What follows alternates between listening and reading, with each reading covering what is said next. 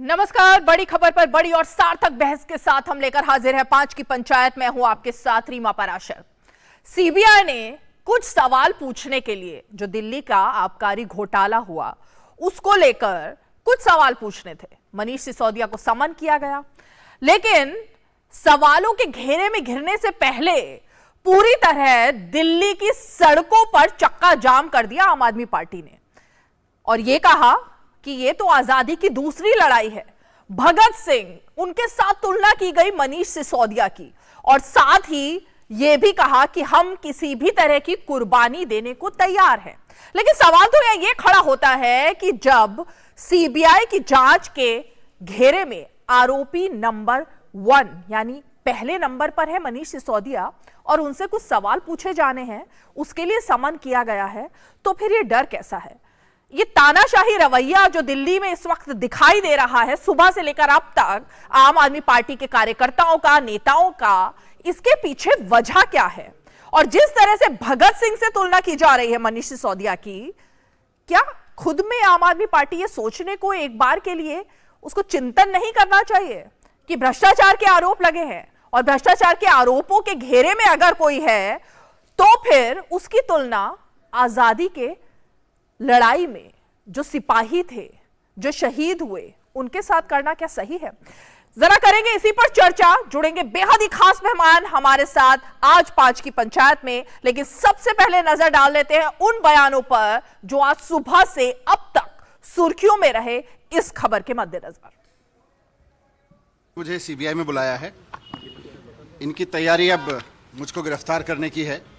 इन्होंने पहले CBI red कराई मेरे इस घर में, इनको उसमें कुछ नहीं मिला, एक पैसे का कोई भ्रष्टाचार नहीं मिला इनको मेरे घर में। उसके बाद इन्होंने मेरे बैंक लॉकर की जांच कराई, बैंक लॉकर छाने सीबीआई ने, वहाँ पे इनको कुछ नहीं मिला। इनको लग रहा था वहाँ कोई प्रॉपर्टी के दस्तावेज मिलेंगे, कैश मिलेगा, गोल्ड मिलेगा, वहाँ कुछ नहीं मिला। मेरे बैंक लॉकर में कुछ नहीं मिला। आम आदमी पार्टी के कार्यकर्ता मनीष सिसोदिया जी को आशीर्वाद देने, बधाई देने उनके घर पहुंचे और उन्होंने कहा, मनीष सिसोदिया जी, हमें आप पर गर्व है। आप आजादी की दूसरी लड़ाई में अपनी कुर्बानी देने जा रहे हैं। कि ये जश्न भ्रष्टाचार है। This is almost celebrating corruption. पहले तो भ्रष्टाचार कीजिए, दलाली कमाइए, और उसके ऊपर जब आपसे पूछा जाए सवाल, जब आपसे सवाल पूछताछ किया जाए तो आप जश्न मनाइए।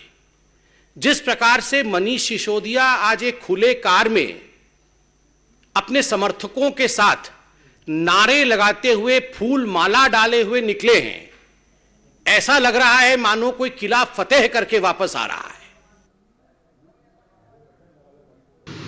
कि जीत न्याय की होगी। हमारा पूरा विश्वास है कि जिन लोगों ने दिल्ली का इतना बड़ा विश्वास हासिल करने के बाद दिल्ली को शराब पिलाकर लूटने का काम किया है, उनको न तो दिल्ली की जनता माफ करेगी, न दिल्ली की वजह माफ करेंगी, न दिल्ली की बहनें माफ करेंगी, न दिल्ली का युवा माफ करेगा, और न ही दिल्ली के हमारे बड़े बुजुर्ग माफ करेंगे। कि जितना जुलूस निकालना हो निकाल लो, हमें न्याय पे भरोसा है और न्याय जरूर होगा। इन लोगों को सजा भी जरूर मिलेगी। शराब घोटाले में जो आरोपी नंबर 1 है मनीष सिसोदिया, उनको जब सीबीआई ने शराब घोटाले में पूछताछ के लिए बुलाया है तो एजेंसीज के साथ कोऑपरेट करने के बदले जिस प्रकार का शक्ति प्रदर्शन के नाम पर भ्रष्टाचार का भक्ति प्रदर्शन किया जा रहा है, आज ये दिखाता है कि आम आदमी पार्टी की जो यात्रा रही है वो स्वराज से शराब तक और इंडिया अगेंस्ट करप्शन से जो शुरू हुई थी, आज वो भ्रष्टाचार बचाओ आंदोलन पर आ चुकी है। तो बिल्कुल जिस तरह के सवाल खड़े हो रहे हैं उन पर जवाब लेना तो लाजमी है।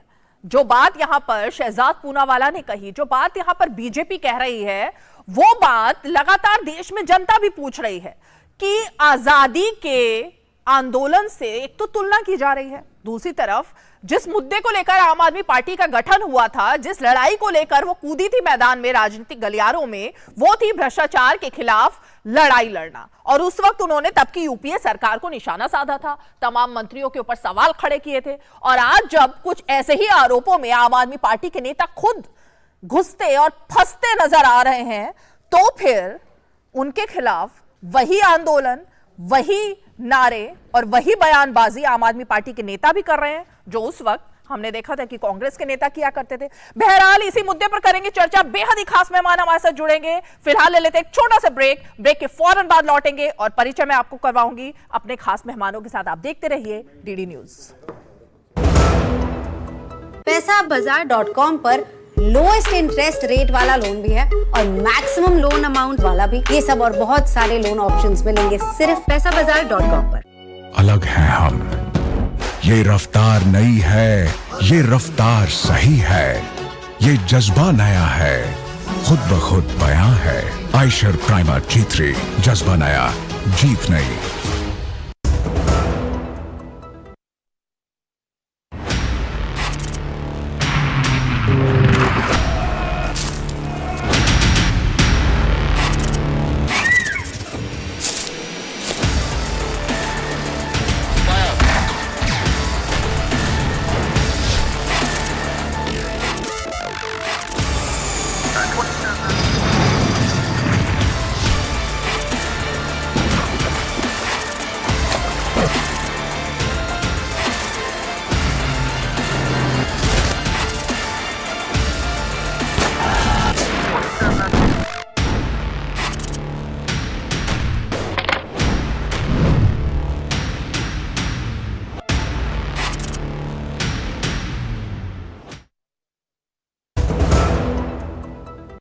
अलग हैं हम, ये रफ्तार नई है, ये रफ्तार सही है, ये जज्बा नया है, खुद ब खुद बयां है।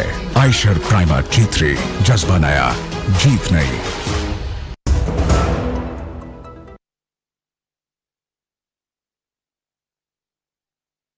पंचायत और बेहद ही खास मेहमानों का एक पैनल हमारे साथ आज इस मुद्दे पर चर्चा करने के लिए सीधे जुड़ गया है। मैं आपका परिचय अपने मेहमानों से करा दूं। हमारे पास बीजेपी की तरफ से बात करने के लिए प्रवक्ता सतीश लखेड़ा जी सीधे स्टूडियो में जुड़ गए हैं। हमारे साथ कांग्रेस पार्टी का पक्ष रखने के लिए इस वक्त भूपेश यादव जी जुड़ रहे हैं और हमारे साथ आम आदमी पार्टी को लेकर जो सवाल खड़े हो रहे हैं वो सभी सवालों का जवाब देने के लिए आम आदमी पार्टी के प्रवक्ता नितिन त्यागी जी सीधे जुड़ रहे हैं और हमारे साथ प्रमोद सिंह जी भी हैं स्टूडियो में। बेहद ही खास मेहमान, राजनीतिक विश्लेषक है, वरिष्ठ पत्रकार हैं और हम जानने की कोशिश करेंगे कि उन्होंने काफी समय तक सीबीआई और तमाम ईडी की जो कार्रवाई है उसको कवर भी किया है और देखा है कि आखिर ये सब क्या है और इसके पीछे जो आरोप लग रहे हैं। लेकिन मैं शुरुआत नितिन जी आप ही से करना चाहूंगी। मैं सिर्फ सीधे आज ये जानना चाहती हूँ क्योंकि जो तस्वीरें देखी हैं, जो नारे देखे हैं आम आदमी पार्टी के नेताओं की तरफ से, आजादी की ये दूसरी लड़ाई कैसे है?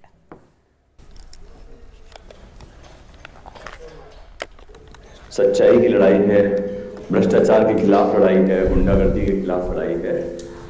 जो पूरे देश में आज हो रहा है उसी को बदलने की कोशिश हम लोग कर रहे हैं और उस लोकतंत्र को रोकने के लिए ही ये सब नाटक किए जा रहे हैं, चाहे वो ईडी का इस्तेमाल करके हो, चाहे गुजरात जाना था, गुजरात जाने से रोकने के लिए ये नाटक आज किया गया है। और देख लीजिएगा 8 तारीख को जब गुजरात के नतीजे आ जाते हैं उसके बाद ये सब कुछ ठंडा पड़ जाएगा। ये सारा नाटक जो है सिवाय गुजरात के चुनाव में जो हार का डर है भारतीय जनता पार्टी के, उसके अलावा ये कुछ नहीं है। और जो बदलाव हम लोग दिल्ली में कर पाए हैं, चाहे वो शिक्षा में, स्वास्थ्य में, वो हम लोग गुजरात में भी करना चाहते हैं। हम पंजाब में करना शुरू कर चुके हैं, गुजरात में भी करना चाहते हैं। पता नहीं ये कैसी पार्टी है भारतीय जनता पार्टी जो गुजरात के लोगों को वो फायदा पहुंचने ही नहीं देना चाहती। वो चाहती ही नहीं कि वहां के स्कूल ठीक हो, चाहते ही नहीं कि वहां के अस्पताल ठीक हो। इस तरीके से रोकने की कोशिश कर रहे हैं, ये गुंडागर्दी से रोकने की कोशिश कर रहे हैं। 27 साल से तुमने जो भी किया वहां पे गुजरात में, हम अगर उससे बेहतर करने की कोशिश करना चाहते हैं वहां पे, तो करने दीजिए ना, पब्लिक को डिसाइड करने दीजिए। आप ईडी से, आप सीबीआई से डरा के हमें यहाँ पे धमका के हमें बिठाना चाहते हो। हम सच्चाई की लड़ाई लड़ते हुए आए हैं, ईमानदार लोग हैं और देशभक्त लोग हैं। हमारे कोशिश को, इस व्यवस्था को बदलने की कोशिश को रोकने की अगर आप कोशिश करोगे तो उससे डरने वाले तो हम नहीं। आवाज नहीं आ रही नितिन जी? आवाज आ रही है आप तक? हाँ, अभी आनी शुरू हुई। नितिन जी, मैं ये जानना चाह रही थी कि आपने ये तो सब बातें बताई, गुजरात चुनाव के साथ कैसे जुड़ाव है इस पूरे मामले का, लेकिन दिल्ली की आबकारी नीति, आजादी की दूसरी लड़ाई और मनीष सिसोदिया, आबकारी एक सेकेंड, मनीष सिसोदिया 2022 के भगत सिंह, ये तीन बातें एक साथ कैसे जुड़ी हुई हैं? सही बात आता हूं आपको, देखिए आप खुद ही समझ जाएंगे। आबकारी नीति का इससे कुछ लेना देना है ही नहीं, इसका है ही सिर्फ गुजरात के चुनाव से। अगर आबकारी नीति से कुछ लेना देना होता, सीबीआई ने 14 घंटा रेड मारी मनीष सिसोदिया जी के यहाँ पे, गद्दे तक फाड़ दिए उनके घर के, उनके जमीन तक खोद डाली, सोफे तक फाड़ दिए, उनके गांव तक सीबीआई रेड मारने के लिए गई, 100 से 200-300 जगह पे रेड मार चुकी, अठन्नी नहीं मिली सीबीआई को। इतने आपको कैसे पता नहीं मिली? आपको कैसे पता नहीं मिली? सीबीआई तो कहीं में, सीबीआई तो कैसे पता नहीं मिली? आप बता दीजिए कुछ मिला है तो। मैं कैसे बता दूं? ये तो सीबीआई बताएगी ना। और सीबीआई, आपको नहीं पता ना, मैं सीबीआई अधिकारी नहीं हूं। इतना भी मिलता है सीबीआई को, इतना भी मिलता है। सुनिए, मैं आपको, आपका तो बड़ा पुराना, सबसे पुराना चैनल है, आप पिछली 50 रेड उठा के देख लीजिए सीबीआई की, जहां पे भी गए हैं वहां घुसे पीछे 15 मिनट के अंदर सारे चैनल दिखा देते हैं, इतनी नकदी मिली है, इतना सोना मिला है, इतनी ज्वेलरी मिली है, इतने बेनामी प्रॉपर्टी के कागज मिले हैं, दुनिया भर की चीजें बता देते हैं। आपके चैनल ने खुद ने 1 रुपए की चीज नहीं दिखा पाया मनीष सिसोदिया की रेड में, 1 रुपए की चीज ना आपका चैनल दिखा पाया ना कोई और चैनल दिखा पाया। तो मतलब नितिन जी, सीबीआई नाटक कर रही है? सीबीआई क्या कोई नाटक कर रही है? मैं आपसे जानना चाह रही हूँ, आपने नाटक शब्द का इस्तेमाल किया, सीबीआई कोई नाटक कर रही है? हाँ, सीबीआई की मजबूरी है, सीबीआई के आका बैठे हुए हैं, वो जाके कहते हैं, सीबीआई जाके धूल में लठ मारती है। हमारे गांव का, जी मैं गांव का हूं इसलिए बोल रहा हूं ऐसे, सीबीआई जाके धूल में लठ मारती है, वो धूल उड़ती है वहां पे, तो कई सारे लोग चिल्लाते हैं वो धुआं है, और फिर बीजेपी वाले कहते हैं धुआं है तो आग भी जरूर होगी। बस ये एक क्रोनोलॉजी है पूरी की पूरी जो होता आ रहा है। नहीं, ठीक है, नितिन जी, ठीक है, नहीं, मैं इस पर भी आ रही हूँ, लेकिन मेरा सवाल ये था कि भगत सिंह से मनीष सिसोदिया की तुलना करना आपको खुद को लग रहा है ठीक है?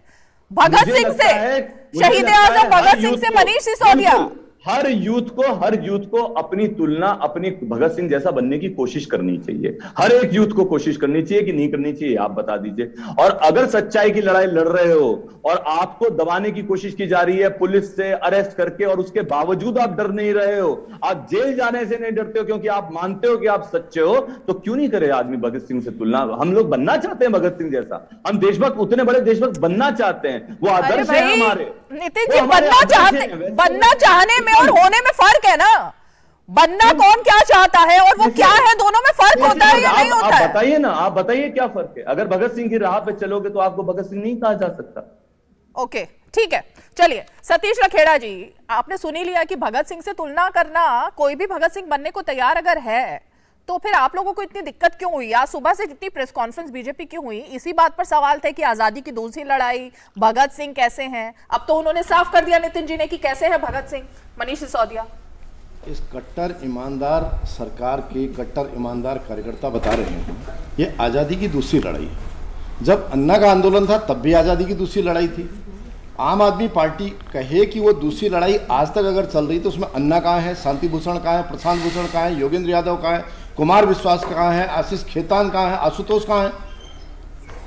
ये जितना बड़ा ड्रामा, जितनी बड़ी ड्रामेबाज पार्टी है, आपने देखा होगा कि जब नवाब मलिक जेल जा रहे थे, जांच के लिए जा रहे थे, तो विक्ट्री का साइन बना रहे थे। उसके बाद संजय राउत जा रहे थे, वो भी गले में पटका डाल के जा रहे थे। और आज मनीष सिसोदिया जी भी गए हैं। केजरीवाल पिछड़े वाले जो जेल के मंत्री हैं उन्हें बता रहे थे इन्हें भारत रत्न मिलना चाहिए, आज वाले को भगत सिंह बता रहे हैं। तो सोची समझी और पूरी तरीके से शराब घोटाले पे कुछ नहीं बोलेंगे। आप आम आदमी पार्टी के प्रवक्ता से पूछिए कि जब आपका ज्यादा रेवेन्यू आपकी नीति से मिल रहा था, नीति क्यों पलटी? 2% का 12% क्यों कर दिया?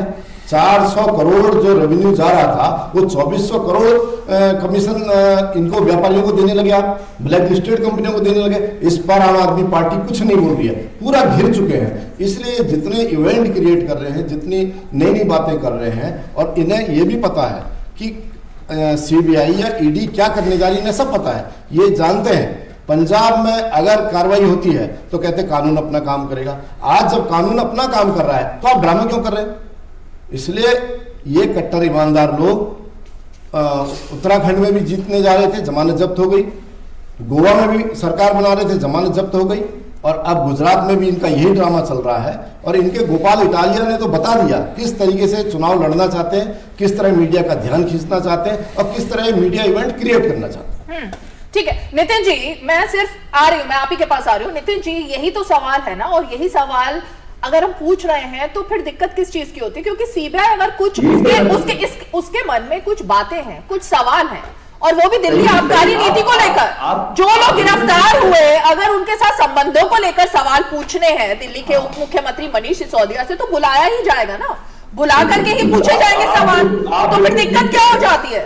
आप बिल्कुल ठीक कह रही हो, आप बिल्कुल सही कह रहे हो। भाई साहब भी बिल्कुल ठीक कह रहे थे, भारतीय जनता पार्टी के प्रवक्ता, इन्होंने जबकि ये बताया नहीं कि बंगारू, इनका जब अध्यक्ष बंगारू लक्ष्मण मेन वीडियो के ऊपर रिश्वत लेता हुआ पकड़ा गया था, तब क्या हुआ था?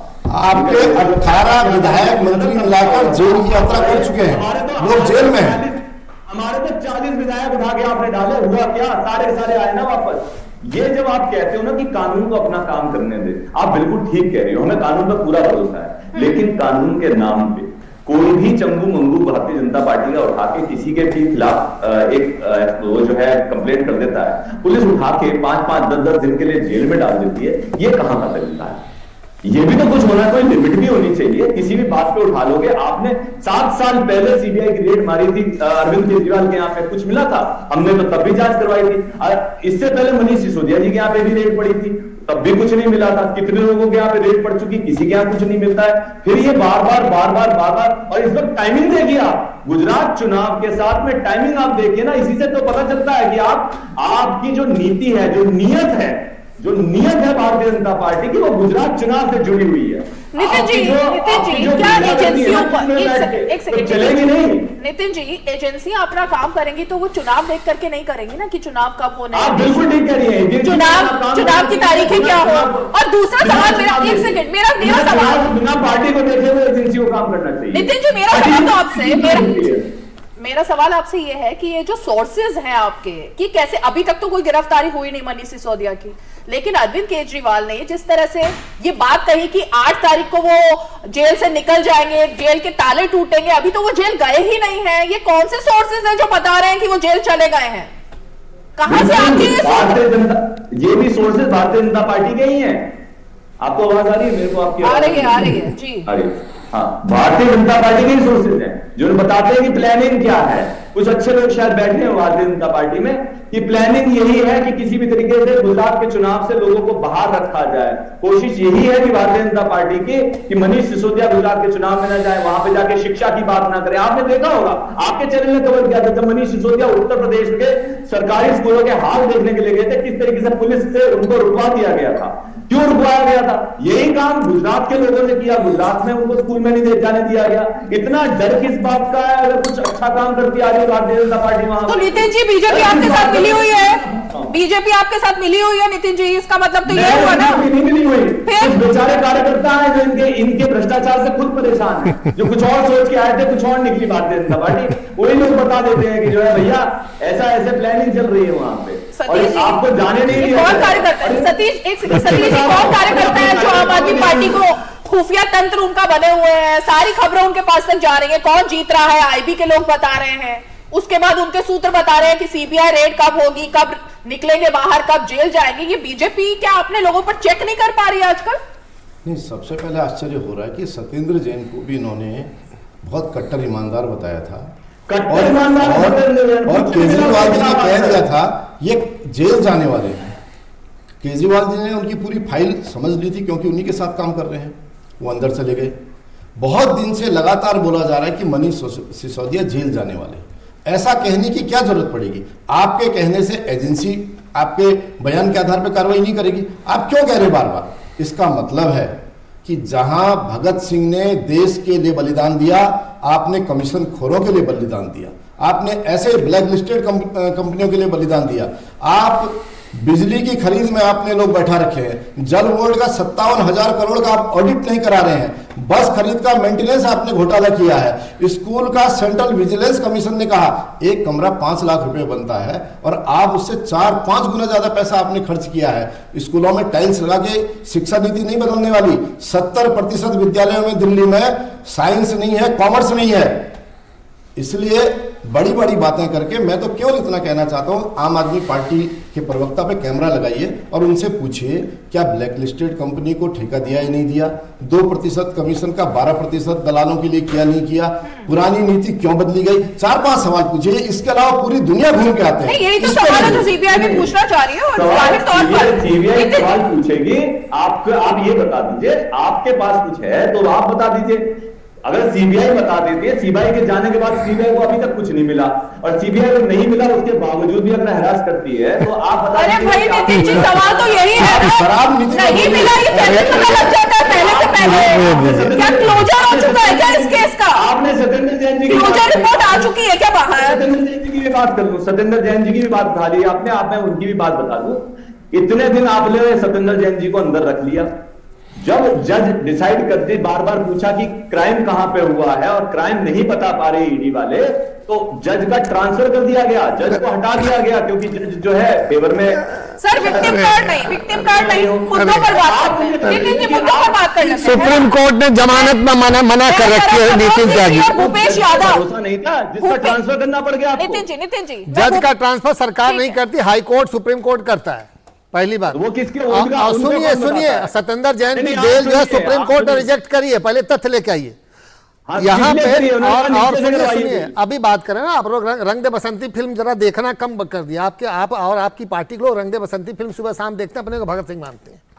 अब यहाँ पे जो मुद्दा है ये एक्साइज घोटाला की जो बात हो रही है, उसमें दिल्ली के चीफ सेक्रेटरी ने जब एलजी को रिपोर्ट दी, प्रोसीजर लैप्सेस देखिए 140 करोड़ 44 लाख रुपया।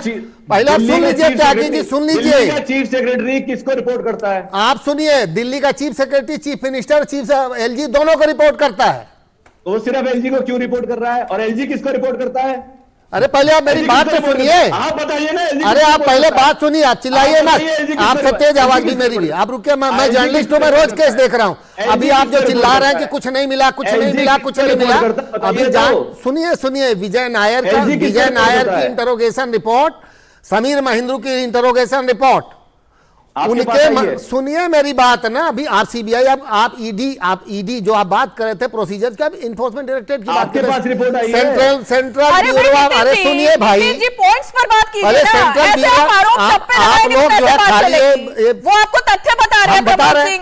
जो उसमें जो एक्साइज का जो केस हुआ वो चीफ सेक्रेटरी की रिपोर्ट में हुआ कि 144 करोड़ 44 लाख रुपया वेव ऑफ किया गया, फिर 30 करोड़ और हुआ, 174 करोड़ हो गया। हाँ। उसमें जो मैन्युफैक्चरर, डिस्ट्रीब्यूटर, रिटेलर एक आदमी नहीं हो सकता, आपने एक ही को दे दिया।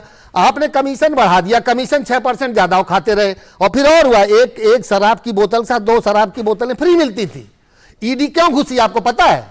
500 रुपए में आप 1500 रुपए की शराब बेच रहे हैं, 1000 रुपए जो व्हाइट मनी को, ब्लैक मनी को व्हाइट करे तो उसी को बोलते हैं मनी लॉन्ड्रिंग। अभी जांच शुरू हुई, अभी चार्जशीट जब आएगी, चार्जशीट ना सुनिए, आप एजेंसी ऐसे नहीं चलती, आप एजेंसी ऐसे नहीं चलती। सुनिए एजेंसी आपके कहने पे नहीं चलती। आपने कहा कि कुछ एक के साथ एक फ्री बोला, आपको इन तीनों के जवाब दे दूं अगर आपने सुनने का ऐसी कौन सी कंपनी जो एक शराब की बोतल साथ 2 शराब की बोतलें फ्री देगी भाई? आप सुन लीजिए ना, आप सुन लीजिए ना। नितिन जी बोलिए, जल्दी बोलिए, फिर एक ब्रेक लेते हैं। हाँ। सारे के सारे ठेके प्राइवेटाइज कर दिए, ये आप भी जानते हो, हम भी जानते हैं।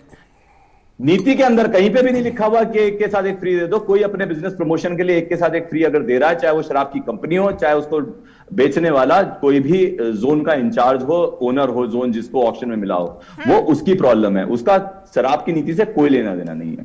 जो 30 करोड़ किसी के 30 करोड़ रुपए अर्नेस्ट मनी वापस किया गया क्योंकि लीगली उसको वो जोन नहीं मिल सकता था किसी प्रॉब्लम की वजह से, जो हाईकोर्ट के कहने पे वापस हुए, वहां पे भी कहीं प्रॉब्लम नहीं है। 144 करोड़ रुपए माफ किए गए जिस टाइम पे लॉकडाउन लगा और लॉसेज में जा रहे थे सारे के सारे, उस टाइम पे किया गया और बहुत जगह पे किया गया है। एमसीडी ने हर जगह पे जो है वेव ऑफ किए हैं, चाहे वो जो ये एंट्री पे जो एक्साइज लगती है, एंट्री पे बहुत अच्छी बात है। आप बिल्कुल सही, आप एक एक सवाल का जवाब यहाँ पर दे रहे हैं। देखिए प्रमोद जी ने जो सवाल खड़े किए, एक सेकंड, वही तो मैं बोल रही हूँ, लाइसेंस फीस को लेकर जो सवाल है, 144 करोड़ को लेकर जो सवाल है, प्राइवेट कंपनियों के साथ मिली भगत के जो आरोप है, आप सबके जवाब दे रहे हैं। यही जवाब तो सीबीआई भी चाह रही है ना, सीबीआई के पास सीबीआई भी पूछ रही है। सीबीआई के पास ये सारे जवाब हैं, लिखित में जवाब हैं।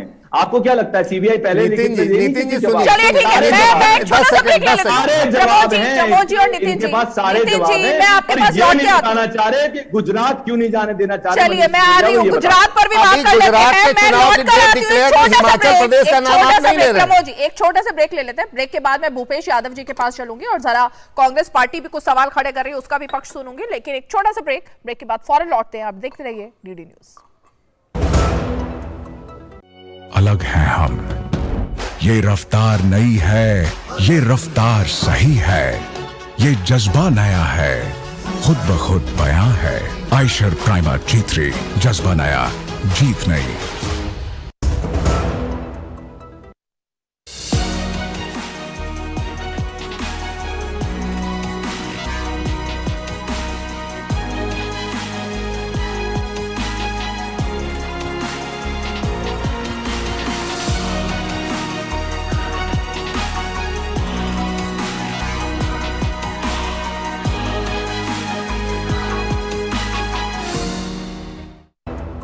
पैसाबाजार.com पर लोएस्ट इंटरेस्ट रेट वाला लोन भी है और मैक्सिमम लोन अमाउंट वाला भी। ये सब और बहुत सारे लोन ऑप्शंस मिलेंगे सिर्फ पैसाबाजार.com पर।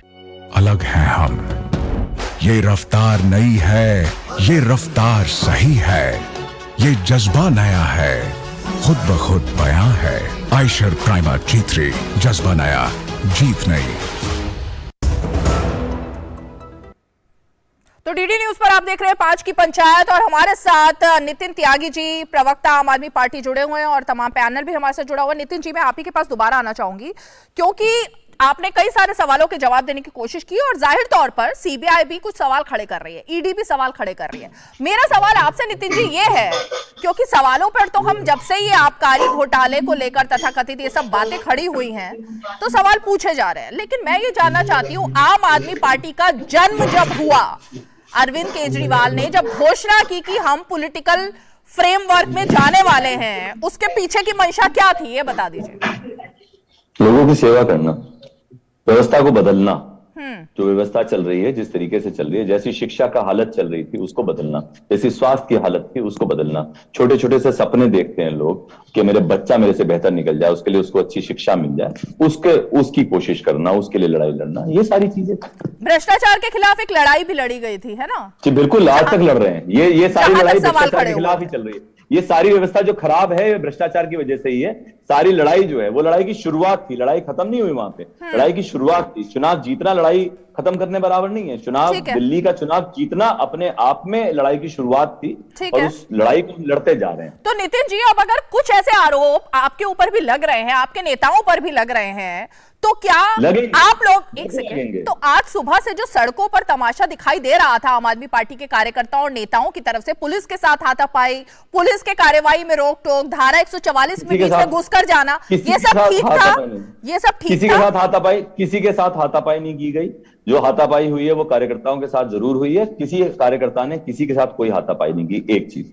दूसरी चीज, लोग अपना समर्थन देने के लिए मनीष सिसोदिया जी के लिए आए। बहुत जो है फेमस नेता हैं, बहुत लोकप्रिय नेता हैं, लोगों को बहुत प्यारे हैं, और अगर वो आदमी जा रहा है इस तरीके से जिसमें हमको ये लगता है, आशंका हो लोगों को कि वो उसे उठा के उनको जो है जेल में बंद किया जाएगा, तो लोग जरूर अपना उनका हौसला बढ़ाने के लिए भी जाएंगे कि आप पे विश्वास है मनीष सिसोदिया जी, हम लोगों को उनके आपके पीछे खड़े हुए हैं हम लोग। ये लोग कितने भी आपके ऊपर आरोप लगाएं, हम लोग भरोसा करते हैं कि आप एक ईमानदार आदमी हैं, आप देश को शिक्षा बदल रहे हैं, आप दिल्ली की शिक्षा बदल रहे हैं। नहीं, सही कह रहे हैं आप, कार्यकर्ताओं का तो ये फर्ज होता है, और वॉलंटियर्स का नाम तो वैसे भी आम आदमी पार्टी ने अपने कार्यकर्ताओं को दिया था जब आंदोलन चल रहा था, अन्ना आंदोलन। लेकिन जब पहले से पहले भविष्यवाणी हो चुकी है अरविंद केजरीवाल जी की तरफ से, सौरभ भारद्वाज की तरफ से, संजय सिंह की तरफ से कि जेल जाने ही वाले हैं वो, तो फिर ये सब करने की क्या जरूरत थी जब पता ही है कि जेल जाना है? आप लोगों को तो पहले से पता लग चुका था। देखिए, आशंका जाहिर करने को और भविष्यवाणी करने को आप महाभारत युग तक ले गई हैं, बड़ी अच्छी बात है। मैं अभी तो भगत सिंह पे आप सवाल उठा रही थी, महाभारत का युद्ध कौन सा?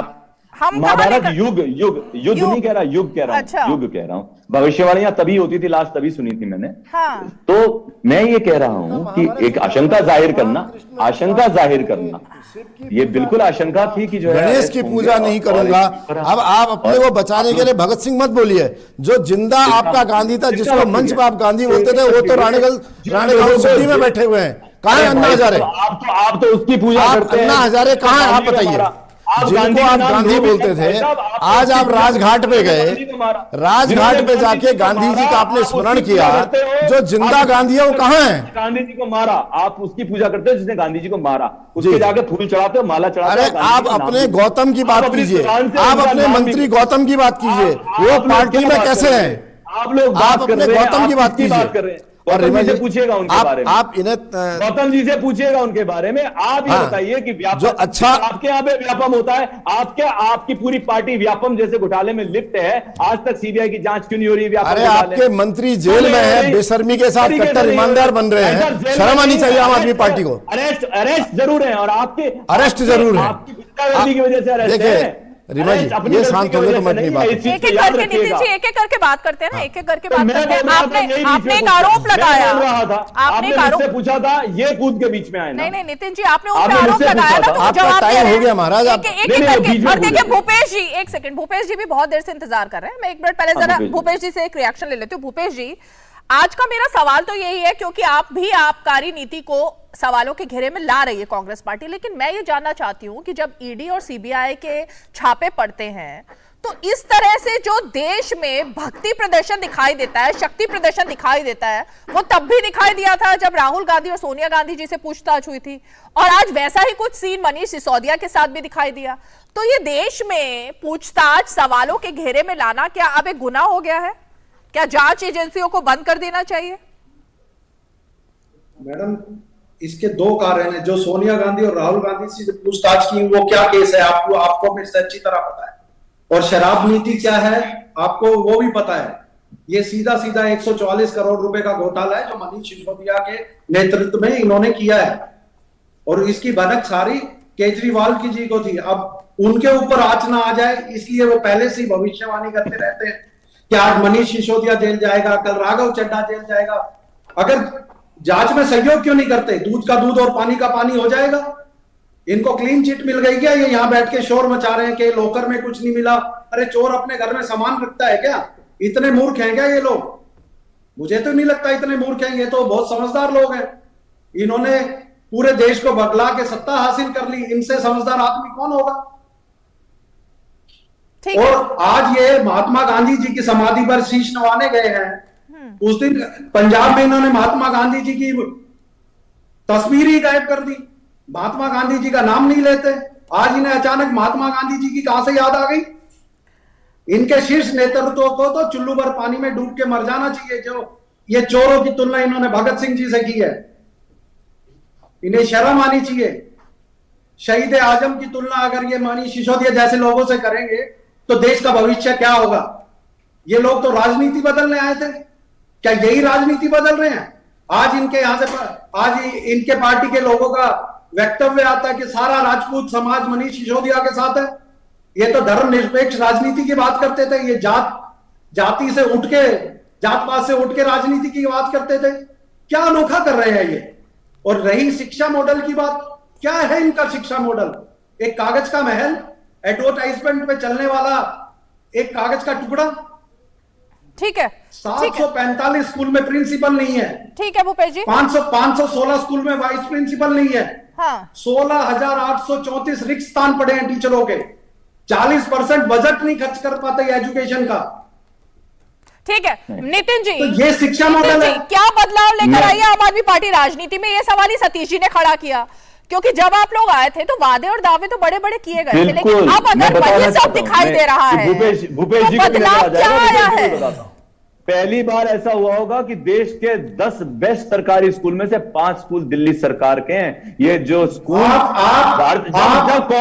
जब कांग्रेस सुनिए चुप बैठ के सुन रहा था आपकी बात को, चुप बैठ के सुन रहा था, इसलिए चुपचाप सुनिएगा मेरी बात को।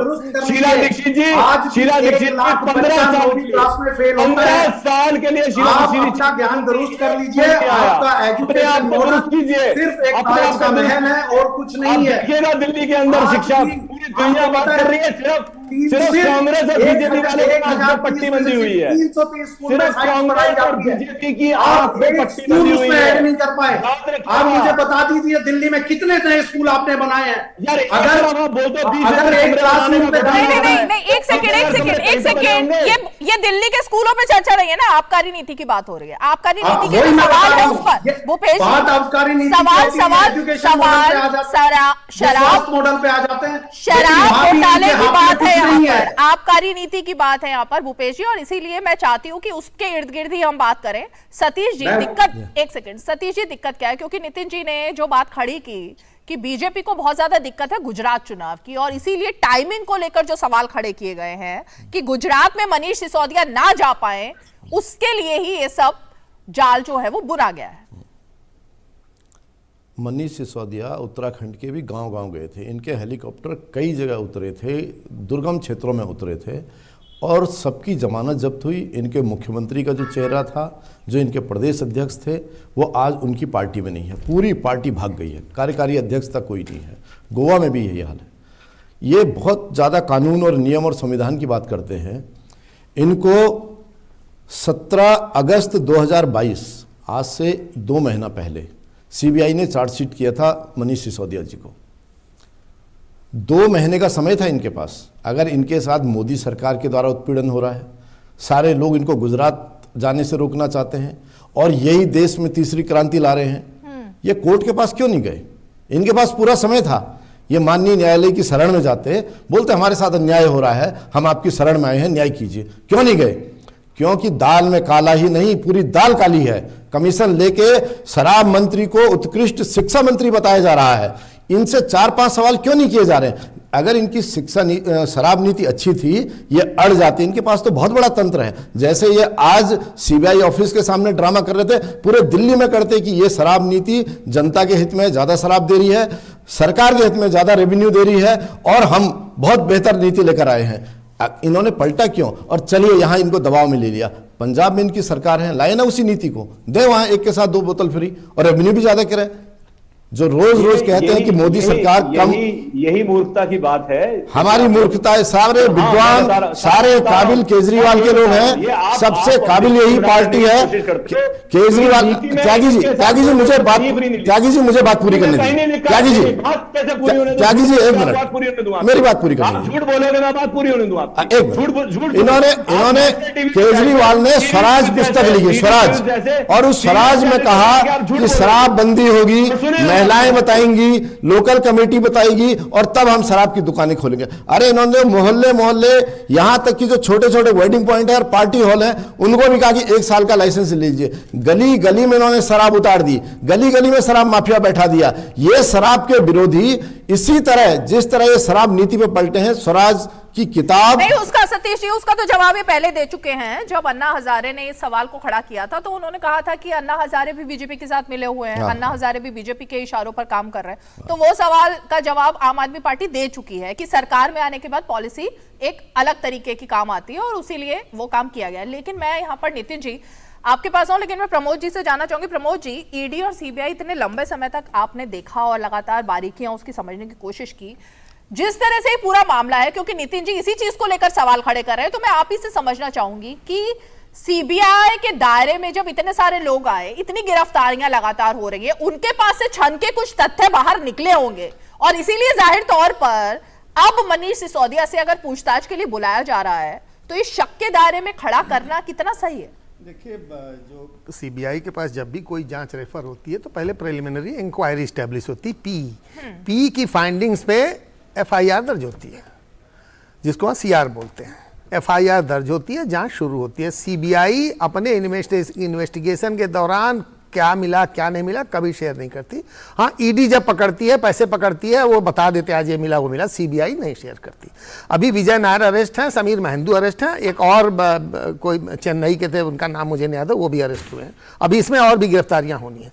जैसे जैसे जांच चल रही है और इन्वेस्टिगेटिंग ऑफिसर स्टैब्लिश करते जा रहे हैं, चेन अरेस्ट हो रही है। अब इसके बाद जब आएगा, अब मुझे नहीं पता कि मनीष सिसोदिया गिरफ्तार होंगे कि नहीं होंगे, लेकिन सीबीआई की जब चार्जशीट आएगी, कोर्ट में जाएगी, जज साहब उसका कॉग्निजेंस लेंगे, चार्जेस फ्रेम होंगे, तब नितिन त्यागी साहब को भी पता लग जाएगा इनकी पार्टी को उसमें क्या क्या मिला था, क्या क्या नहीं मिला था। इसलिए अब ये कहना कुछ नहीं मिला, ये नहीं मिला, वो नहीं मिला, ये प्रीमैच्योर बात है, ये खाली राजनीतिक हल्ला के अलावा कुछ नहीं। आप अभी बोल रहे थे, खुद ही बोल रहे थे अभी और अरेस्ट होंगे, मतलब आपको तो पता है कौन कौन अरेस्ट होंगे। अरे भाई, मैं सीबीआई कवर करता हूँ, मैं जर्नलिस्ट हूँ, पूछ रहा हूँ, इसीलिए तो पूछ रहा हूँ। और आप लोगों के कहने, मेरे कहने से सीबीआई नहीं चलती। बता दीजिए, हम लोग भी लिखते हैं कि मोर arrest are likely. Nitin ji, थोड़े सोर्सेज जर्नलिस्ट के पास भी होते हैं, सिर्फ आम आदमी पार्टी के पास ही सूत्र आपके जो थोड़े से सोर्सेज, मैं कह रहा हूँ ना, आपके सोर्स इमेजिनरी है, हमारे सोर्सेज पक्के होते हैं, आपके सोर्सेज इमेजिनरी हैं।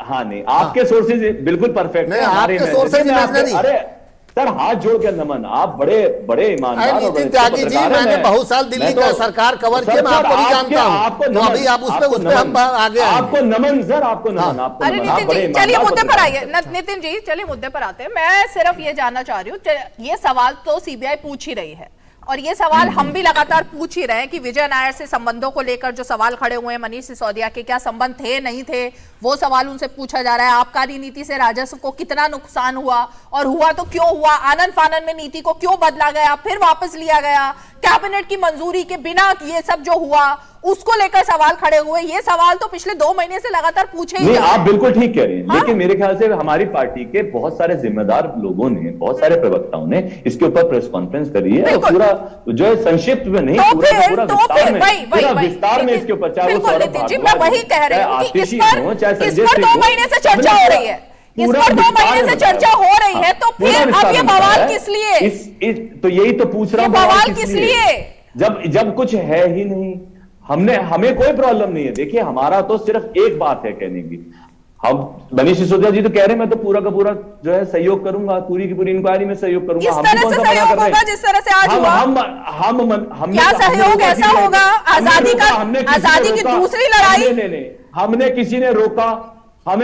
हमें गर्व है मनीष सिसोदिया पे, हमें अपने ईमानदार मंत्री के ऊपर गर्व है। कट्टर वो वहां पे देखिए, पत्रकार भी बीजेपी की भाषा बोलने लगे मजाक उड़ाने में, तो कोई बात नहीं। अरे मैंने बोला भाई, मैंने बोला कट्टर ईमानदार, मैं बोल रहा हूँ त्यागी जी।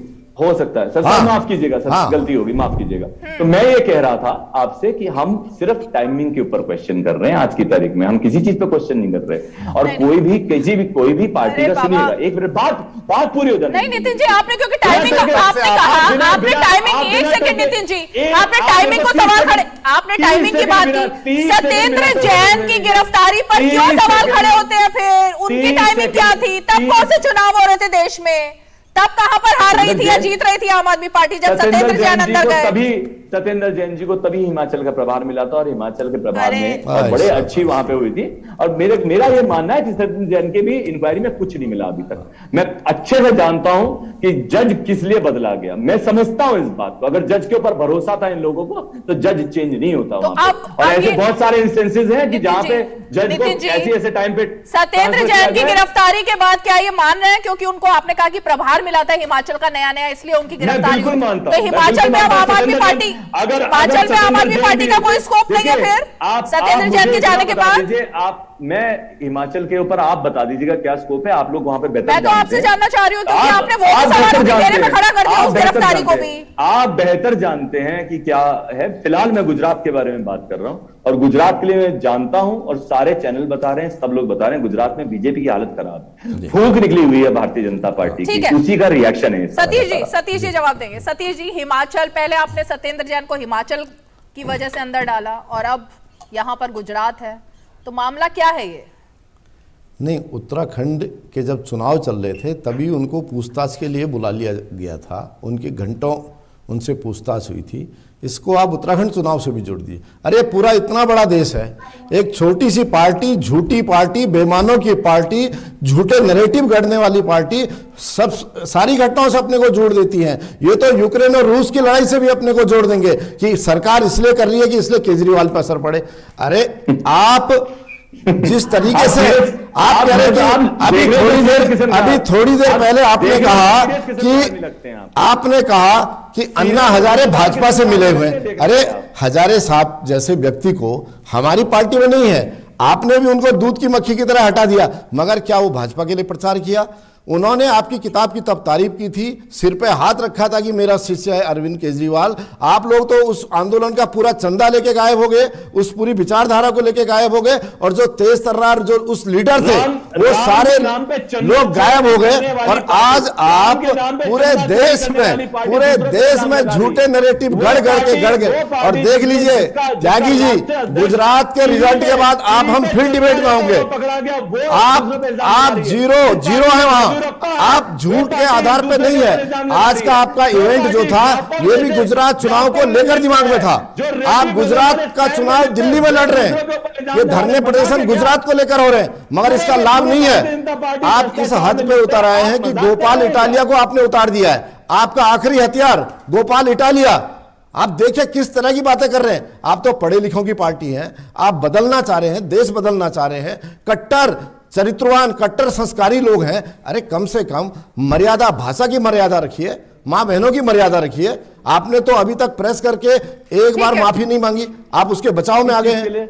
किस चीज के लिए माफी मांगनी? हाँ ठीक है, पूरा देश आपको सुन रहा है, पूरा देश आपको सुन रहा है। नितिन जी, जिस तरह की शब्दावली का इस्तेमाल किया गोपाल इटालिया ने, उस शब्दों के लिए तो किसी भी दल को, किसी भी नेता को ये संस्कार दिखाने चाहिए थे ना। आप बताइए कब किया था? अच्छा नहीं रीमा जी, मैं बात काट रहा हूं, सुनिए।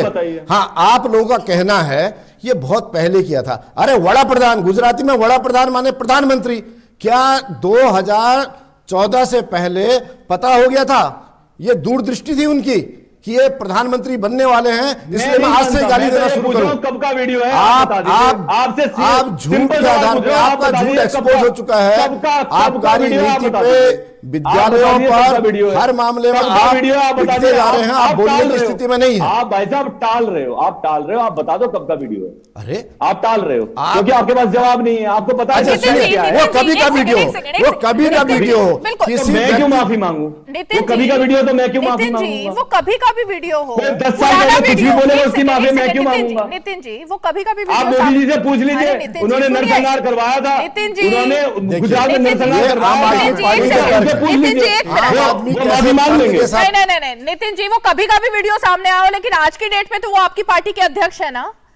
तो आज अगर उनके पुरानी इस तरह की बयानबाजी, इस तरह की भाषा, एक बात बताइए, किसी की मां के लिए, प्रधानमंत्री के लिए इस तरह की भाषा सामने आती है तो उनको तो माफी मांगनी चाहिए। पूछना चाहता हूँ, बहुत सीरियसली आपसे मैं ये पूछना चाहता हूँ, किसी आदमी ने 10 साल पहले, 15 साल पहले, अच्छा आप इस भाषा का समर्थन करते हैं? मैं कोई समर्थन नहीं करता। जिसने भी कहा है, अगर किसी की मां के लिए कहा है, बहुत गलत कहा। तो माफी आपकी पार्टी जिसने भी कहा है, जिसने भी कहा है, आपकी पार्टी के नेता, आप उनसे पूछिएगा, आप इसके लिए गोपाल इटालिया जी से बात कीजिएगा। फिलहाल आप इतना बता दीजिए कि गुजरात के हार के डर से और किस किस को अरेस्ट करने वाले हो, ये बता दो। गुजरात की हार के डर से किस किस को अरेस्ट करने वाले, पर इतना बता दो। आप इतना बता दो, हम फिर भी जीतेंगे, हम फिर भी जीतेंगे, हम फिर भी जीतेंगे, हम फिर भी जीतेंगे, हम फिर भी जीतेंगे, आप देख लीजिएगा, हम फिर भी जीतेंगे। जो आप सोच के चल रहे हो, जितना 27 साल में आपने करके दिखाना था, दिखा चुके। इस बार गुजरात की जनता आम आदमी पार्टी को चांस देगी। आप देखिए, ठीक है। मैं जरा भूपेश जी बहुत देर से सुन रहे हैं, भूपेश जी के पास जाना चाहूंगी। भूपेश जी, ये तमाम चीजें जो हैं वो पूरी तरह से सामने आ चुकी है। आम आदमी पार्टी कह रही है कि कांग्रेस तो पूरी तरह से साइलेंट मोड में है क्योंकि गुजरात में उसका कोई स्कोप नहीं है, असली लड़ाई जो है वो आम आदमी पार्टी वर्सेस बीजेपी की, ऐसा ही कुछ हिमाचल में भी वो दावा कर रहे हैं। कांग्रेस पार्टी का इस पूरे मसले पर व्यू है क्या? आखिर कहां खड़ी है कांग्रेस पार्टी? गुजरात में जो गौरव यात्रा चल रही है, उसके विजुअल्स आ रहे हैं, उसके बारे में इनका क्या विचार है? गुजरात एक ऐसी जगह है जहां ये नूरा कुश्ती कर रहे हैं आपस में, तू बड़ा भाई मैं छोटे भाई की भूमिका में लोगों का ध्यान भटकाकर इधर उधर की बातें करके ये कांग्रेस को और बाहर नहीं कर सकते। गौरव यात्रा चल रही है, सबको पता क्या विजुअल आ रहे हैं, प्रधानमंत्री तक का बयान आ गया, ठीक है, उनको भी डर सता रहा है। उनका बयान आया कि ये मैन टू मैन मार्किंग कर रहे हैं, जो साइलेंट इनके प्रचार चल रहा है। तो ये कैसी बातें कर रहे हैं? ठीक है, ये तो हर जगह चुनाव, भूपेश जी समय की बाधा है मेरे पास, और मैं चलते चलते नितिन जी से सिर्फ ये जानना चाहूंगी, एक सेकंड, आखिरी बात मैं बता देता हूँ, ये नूरा कुश्ती है, हाँ। ये नूरा कुश्ती है। इन्होंने अन्ना आंदोलन से हाथ मिलाया था। ये बड़े भाई छोटे भाई की भूमिका में है, चोर चोर मौसेरे भाई हैं ये ना देश का भला कर सकते हैं, ना गरीबों का भला कर सकते हैं, ये अपना भला करने आए हैं। तो बीजेपी ने क्या चोरी की है? बीजेपी की चोरी कौन सी सामने आई है? भारत की राजनीति को इतना बड़ा गिफ्ट कांग्रेस ने दिया केजरीवाल, आपने मुख्यमंत्री बनाया, सारे बैंक आपने मुख्यमंत्री बनाया, जो आज इस राजनीति को प्रदूषित करने के लिए ये सब आपकी कृपा है, आपने मुख्यमंत्री बनाया। बच्चों की क्या हालत थी ट्रेन में एग्जाम। ठीक है, चलिए चलते चलते नितिन जी, मैं जरा आपसे और कुछ प्रमोद जी 10 सेकंड में कुछ कहना चाहते हैं। प्रमोद जी जल्दी से, फिर मैं अंत में नितिन जी के पास जाऊंगी। 10 सेकंड। नहीं, मैं ये कह रहा हूँ जैसे पूछताछ हो रही है, अगर आप चुपके से पूछताछ चले जाए, पूछताछ कराए, किसी को पता नहीं लगेगा क्या हुआ क्या नहीं हुआ। हम लोग जर्नलिस्ट थे, और जब गुजरात राइट्स की जब बात चल रही थी, तब नरेंद्र मोदी गुजरात के मुख्यमंत्री थे, उनको एसआईटी ने बुलाया, वो गए बिना किसी को बताया, 9 घंटे पूछताछ ही, बार स्टूल पर बैठाया था, बार टेबल जो होता है ना, देखते हैं जो छोटा सा, इसमें बैठने हो, 9 घंटे गए, पूछताछ करके आ गए, कुछ नहीं। आपसे पूछताछ हुई, आप अपने को भगत सिंह पता नहीं क्या क्या करें। अरे यार, एक चीज की, हर चीज के सरदार भगत सिंह का नाम लेने से पहले 100 बार सोचिए भाई। ठीक है। नितिन जी चलते चलते बस मैं ये जानना चाहूंगी, देखिए अब 6 बज गए, अभी तक तो गिरफ्तारी नहीं हुई है मनीष सिसोदिया की। अब अगर आज गिरफ्तारी नहीं होती है तो फिर ये आंदोलन, आजादी की दूसरी लड़ाई और जो बड़े बड़े दावे आज सुबह से आम आदमी पार्टी की तरफ से किए गए थे, उसका क्या होगा? वापस लेंगे उन शब्दों को? कौन से शब्दों को वापस लेना है? ताला तोड़ेंगे, जेल को ताला खुलेगा, ताला तोड़ेंगे, जेल से ताला खुलेगा, जेल से निकलेंगे। देखिए, हम ये मानते हैं, वो जो है ये मानते हैं कि जब कुछ गलत किया ही नहीं है तो अल्टीमेटली तो जीत सच्चाई की हो गई, सत्यमेव जयते, सच्चाई की होगी, और बस वही एक बात है।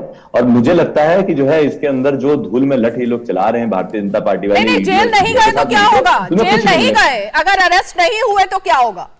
तो गुजरात जाएंगे, गुजरात जाके प्रचार करेंगे। मनीष सिसोदिया जी के बहुत प्रोग्राम लगे हुए हैं वहां पे। तो आम आदमी पार्टी की जो बातचीत है, जो कहा गया है, जो इतने बड़े बड़े दावे किए गए हैं, बिल्कुल कहा गया है, बिल्कुल कहा गया है, अगर पता चलेगा तो कहेंगे ही ना। चलिए ठीक है, बहुत बहुत शुक्रिया आप सभी खास मेहमान आज हमारे साथ 5वीं पंचायत के इस शो में जुड़े। और इसीलिए जिस तरह से जो तमाम बातें हैं, जिस तरह से जो तमाम चीजें की कही गई हैं, अब 6 बज गए हैं, अभी तक तो पूरे दिन 2 राउंड में अलग अलग तरीके से मनीष सिसोदिया से पूछताछ हुई, लेकिन कोई गिरफ्तारी नहीं हुई है। और इसीलिए जो दावे आज सुबह से आम आदमी पार्टी के नेताओं की तरफ से और खासकर मुख्यमंत्री अरविंद केजरीवाल की तरफ से किए गए हैं, उनका अब क्या होगा? अगर जेल नहीं जाते हैं, अगर गिरफ्तारी नहीं होती है, तो क्या कल फिर से गुजरात की तरफ कूच करेंगे और इसी को ही एक मुद्दा बनाने की कोशिश होगी आम आदमी पार्टी की तरफ से? फिलहाल आज 5 की पंचायत में इतना ही, कल फिर होगी मुलाकात, तब तक के लिए हमें दीजिए इजाजत, नमस्कार।